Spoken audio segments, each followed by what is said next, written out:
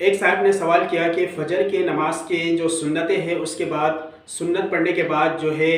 نوافل پڑھنا، عمری قضا پڑھنا یا دوسرے نوافل کے اندر شامل ہونا، آیا یہ درست ہے یا نہیں؟ کیونکہ حدیث سے مبارکہ سے جو ہے کہیں پہ اس کے معنی نہیں ہے۔ تو اس کے لیے میں جو ہے پہلی بات تمہیداً کہنا چاہوں گا جواب دینے سے پہلے کہ اللہ کے رسول کی جو ہے بہت ساری احادیث ایسا ہے جس کے اندر تو صراحتاً منع نہیں ہے، لیکن اس پہ اشارتاً اور دلالتاً جو ہے آپ صلی اللہ علیہ وسلم کی منع ہونا اس پہ ثابت ہے۔ جیسے کہ آپ صلی اللہ علیہ وسلم کی حدیث مبارکہ ہے کہ جو فعل اور عمل اللہ کے رسول صلی اللہ علیہ وسلم نے نہ کیا ہو یا صحابہ رضوان اللہ اجمعین نے نہ کیا ہو، تو گویا کہ اس کا نہ کرنا آپ علیہ الصلوۃ والسلام کے اور اسی فعل کا نہ کرنا صحابہ رضوان اللہ اجمعین اور تابعین کے، تو گویا کہ وہ جو ہے دلالتاً اور اشارتاً جو ہے منع ہونے پہ جو ہے وہ ہمیں دلالت کر رہی ہے اس بات کی۔ دوسری بات جو حدیث مبارکہ ہے کہ فجر کی سنت کے بعد جو ہے کیا کیا جائے اور فجر کی سنت کی اہمیت کیا ہے، اس کے لیے میں 4 حدیث مختصر انداز پہ میں بیان کروں گا۔ اس میں سے پہلی حدیث جو مشکۃ المصابیح کے اندر جیسے کہ دیکھ سکتے ہیں، مشکات شریف کی شرح مرقات المفاتیح، اس کے اندر جو ہے ملا علی قاری رحمہ اللہ نے جو ہے حدیث بیان فرمائی ہے۔ اس کے اندر یہ ہے کہ مشکات المصابیح کے حدیث نمبر جو ہے 1162 جو ہے 62، اس کے اندر حدیث ہے کہ اللہ کے رسول صلی اللہ علیہ وسلم سے مروی ہے وَكَانَ إِذَا طَلَعَ الْفَجْرِ صَلَّى رَكَعَتَيْنِ، جب طلوع فجر ہوتی تو حضور علیہ الصلوۃ صرف 2 رکعت نماز پڑھتے تھے، یعنی کہ سنن پڑھتے تھے۔ ایک حدیث یہ صبح صادق کے بعد، اور دوسری حدیث جو ہے حضرت عائشہ رضی اللہ تعالیٰ عنہا سے مروی ہے کہ لم یکن النبی صلی اللہ علیہ وسلم علیہ شیء من النوافل اشد تعاہدا منہ علیہ رکعت الفجر، کہ آپ صلی اللہ علیہ وسلم نوافل میں سب سے زیادہ جو ہے نوافل کے اندر اگر کسی میں مواظبت فرماتے تھے، کسی کی جو ہے سب سے زیادہ جو ہے تاکید کے ساتھ آپ ادا فرماتے تھے، وہ جو ہے فجر کی 2 سنتوں کو ادا کرتے تھے۔ آپ کے نزدیک تمام نوافل سے، تمام سنن سے زیادہ جو ہے تاکید کے ساتھ اور جو ہے اس کو جو ہے بہت اہمیت کے ساتھ فجر کی 2 سنت ادا فرماتے۔ یہ حدیث بخاری شریف کے جو ہے جلد نمبر 2 صفحہ نمبر جو ہے 488 اور حدیث نمبر 997 کے اندر، اور جو ہے دوسری جو مسلم شریف کی حدیث ہے اس کے صفحہ نمبر جلد نمبر 1 صفحہ نمبر 501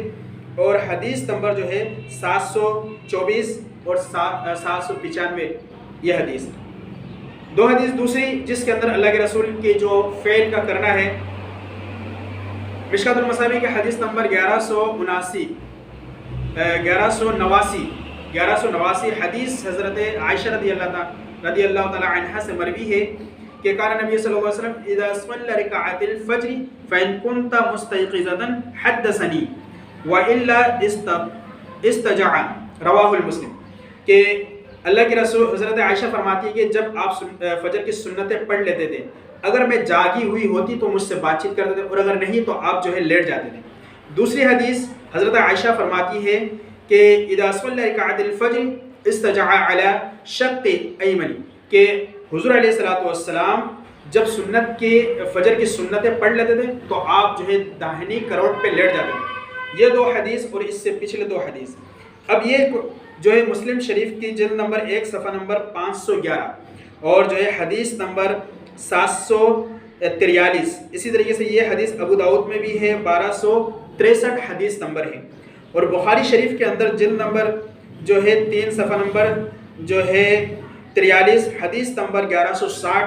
نسائی کے اندر بھی ہے، اس طریقے سے ابن ماجہ میں بھی ہے، اور مسند احمد کے اندر جلد نمبر 2 حدیث نمبر 73۔ یہ تمام جو ہے حدیث کی کتابیں، ان تمام حدیث و کتاب سے یہ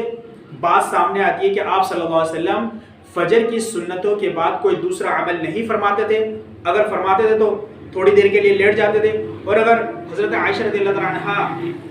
جاگی ہوئی ہوتی تھی تو ان سے مکالمہ بات چیت کر لیتے تھے۔ اس کے علاوہ آپ کا کوئی عمل جو ہے ثابت اور صادر نہیں ہے۔ حدیث کی جتنے بھی کتابیں، تمام حدیثوں کو کتابوں کے اندر کوئی ایسی بات نہیں ہے کہ آپ فجر کی سنت کے بعد کوئی نفل ادا کی ہو یا کوئی عمری قضا کے طور پہ جو ہے کسی صحابی سے کوئی ثابت ہوئی ہو۔ ہاں، اگر کوئی شخص عمری قضا کرنا چاہے تو اس کے لیے یہ ہے کہ پڑھ تو سکتا ہے، لیکن افضل ترین یہ ہے کہ وہ فجر کی سنتوں سے پہلے ادا کر لے، پھر اس کے بعد سنت پڑھے۔ اور سب سے بہترین فجر کی سنتوں کے بعد جو وقت رہ جاتا ہے تو اس کے لیے سب سے بہترین عمل جو حدیث مبارکہ میں آتا ہے کہ اس کے بعد جو ہے وہ بندہ جو ہے سورہ فاتحہ کو 41 مرتبہ جو ہے بسم اللہ الرحمن الرحیم الحمدللہ رب العالمین کے ساتھ پڑھے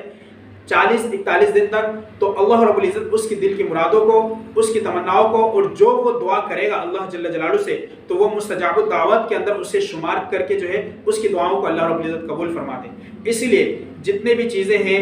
قرآن حدیث کو مد نظر رکھتے ہوئے ہم اپنے عمل کو کریں گے تو وہ عمل اللہ کے نزدیک محبوب عمل ہوگا، اور اگر نہیں تو پھر وہ عمل پہ تشویش ہے کہ شاید وہ عمل قابل قبول ہو یا نہ ہو۔ دوسری بات یہ ہے کہ اللہ کے رسول جس طریقے سے صوم صلات کے سب سے زیادہ مواظبت فرماتے تھے، سب سے زیادہ آپ اس چیز کے لیے جو ہے نماز کے اندر تسبیح جیسے کہ آپ کے تہجد کی نماز ہے، اوابین کی نماز ہے، چاشت ہے، اشراق ہے، اور دوسری نوافل کی نماز ہے، جتنا آپ مواظبت فرماتے تھے، پابندی فرماتے تھے،